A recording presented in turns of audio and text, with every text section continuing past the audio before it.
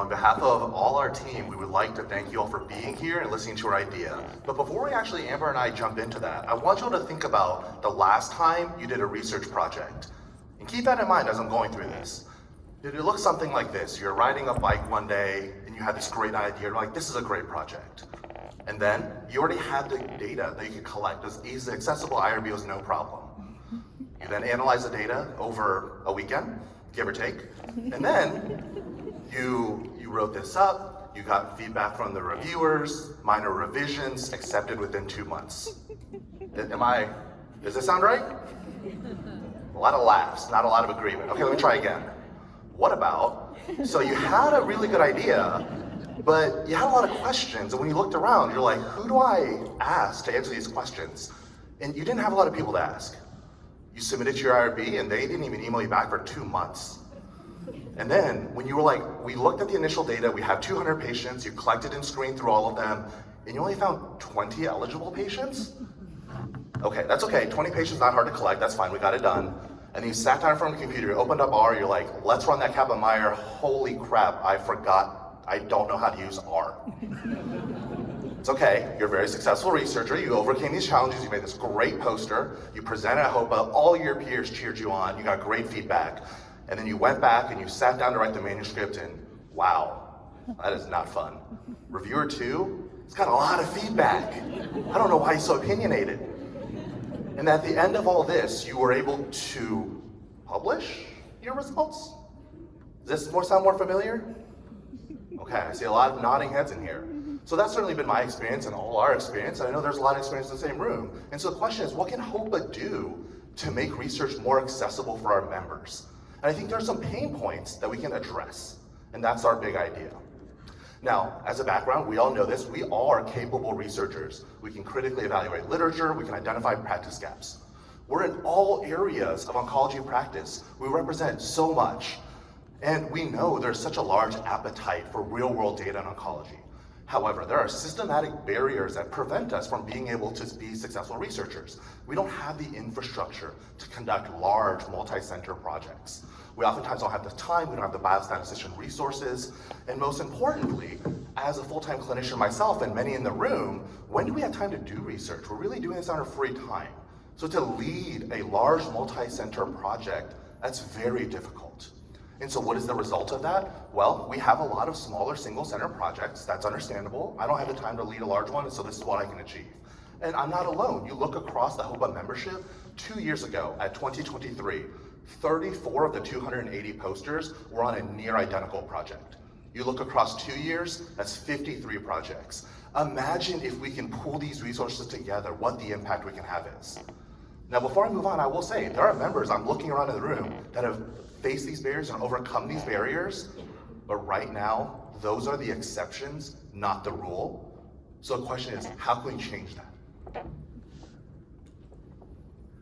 So that leads us to our big idea. We propose the formation of a research center within HOPA's existing structure in order to overcome these barriers by building some infrastructure.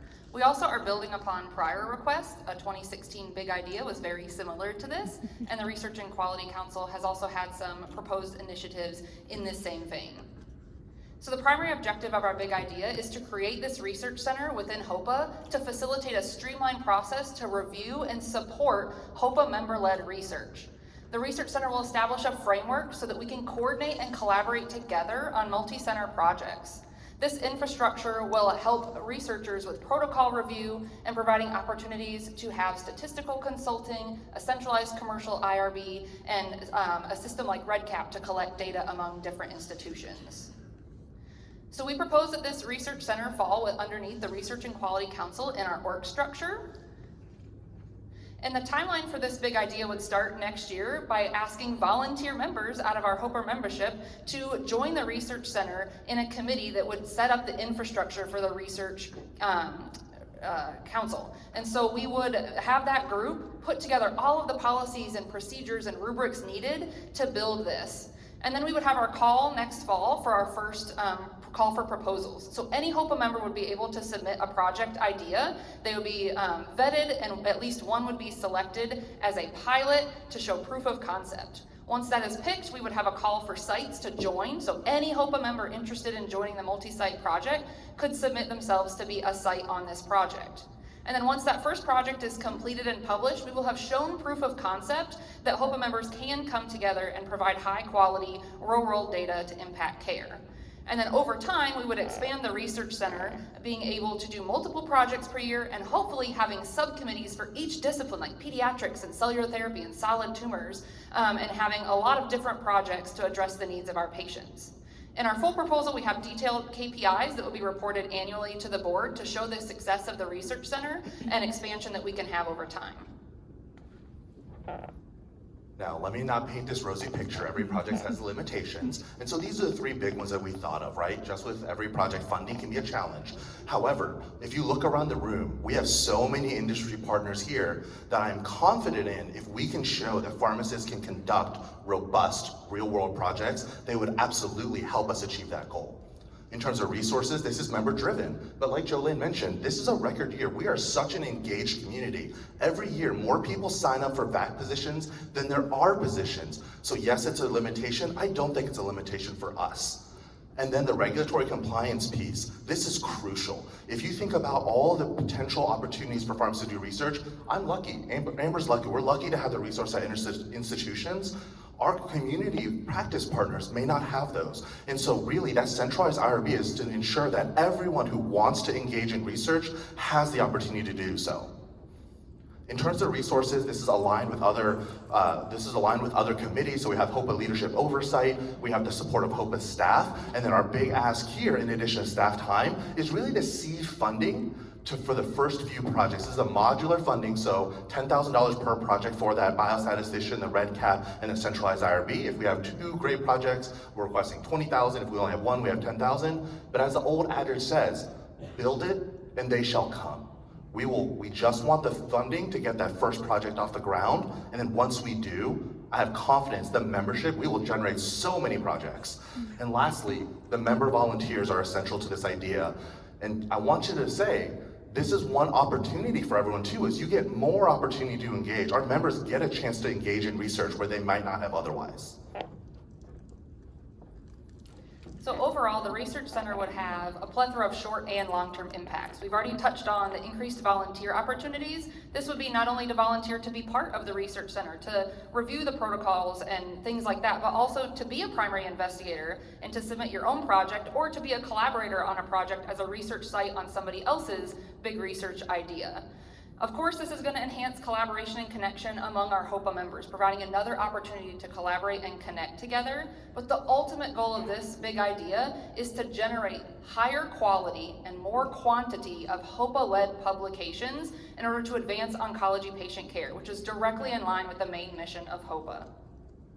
So a quick straw poll of hands here. So if HOPA were to support a research center, which of the following would you think are beneficial for HOPA members? And you may raise your hand for more than one. So what about statistical support? Who thinks HOPA members could benefit from having, oh man, yeah, it's a wave. It's great, love it. What about avenues to collaborate in a multi-center fashion? More big wave, loving it. And then peer review of research proposals, so having that external support. Awesome, a lot of hands there too. And lastly, access to a centralized commercial IRB. Yeah, pretty good showing there too. So as we see, there are a lot of benefits that would align with the needs of HOPA members and would translate to good outcomes for our patients. So in summary, the Research Center would provide a necessary infrastructure, resources, and the support systems that are needed to facilitate high quality and multi-center projects from HOPA members. If we can centralize some of these structural things for our members, we can have better output and more impactful research, which is at the end of the day what our goal is. We want to translate this into improving the care of patients everywhere. And with that, I'd be remiss if I didn't give a huge shout out to our awesome team. So thank everybody for all of your hard work on this project, and we would love to take questions after the ding. Oh, that was impressive. Nice job. Thanks for all of the member participation too. That was very helpful just in general for the board. One question. You said, you build it, they will come. I think there's going to be some people fighting over the pilot project. Have you thought at all about criteria for getting initial projects. We know that certain practices have, I'm gonna keep going. Certain practices have more resources. We love more interest from community practices. Have you thought about criteria, or will that be figured out later on? Yeah, definitely the volunteer members who start the committee at the research center would come up with policies, procedures, and rubrics. So we want that think tank to really come up with what are the criteria, what kind of points should be assigned so that we have equity in who can access this, who can be a PI. But over time, our goal is to have a lot more opportunity. But the first project, yes, there will be a standard rubric for, but our goal would be to be able to show that proof of concept and have multiple projects per year going through the research center to provide more options for more people. Fantastic. Thank you so much. Okay, moving right along. Let's have team 3 come up. This is AI-based patient chemotherapy education.